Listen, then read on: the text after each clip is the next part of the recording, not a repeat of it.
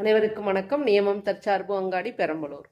இன்றைய நம்மளுடைய 13வது பதிவு ரத்த சுத்தி பானம். இது என்னென்னத்துக்கெல்லாம் நம்ம பயன்படுத்தலாம், எதுக்காக இதை சாப்பிடணும் அப்படின்னு கேட்டிங்கன்னா, இது நம்மளுடைய அஜீரண கோளாறுக்கும், கேஸ் ட்ரபிள், வட்டம் வீசிங்கு, அதே மாதிரி இதய அடைப்புகளில் இருக்கிற கொழுப்புக்கள் அடைப்பு, மூளைக்கு போடுற ரத்த நாளங்கள் அடைப்பு, இதுக்கு ஒரு 5-6 விஷயங்களுக்காக இது நம்ம சாப்பிடலாம். இதில் என்னென்ன பொருள் கலந்துருக்கு அப்படின்னாக்க, நம்மளுடைய இஞ்சி, பூண்டு, தேன், ஆப்பிள் சீட் வினிகர், லெமன், இந்த 5 பொருட்களும் இதில் சம விதத்தில் கலந்துருக்கு.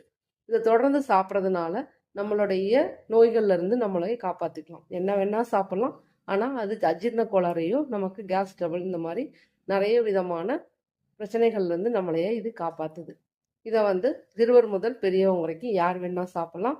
குழந்தைகளுக்கு சளி பிடிச்சிருக்கு அப்படின்னு சொன்னாக்க இதை கொடுத்தோம்னாக்க உடனே க்யூர் ஆயிடும். ஒரு 4-5 நாளைக்கு இதை தொடர்ந்து சுடு தண்ணியில் ஒரு 10 ml கலந்து ரெகுலராக கொடுத்தீங்கன்னாக்க எப்படியப்பட்ட சளியாக இருந்தாலும் இது நல்லா சரியாயிடும்.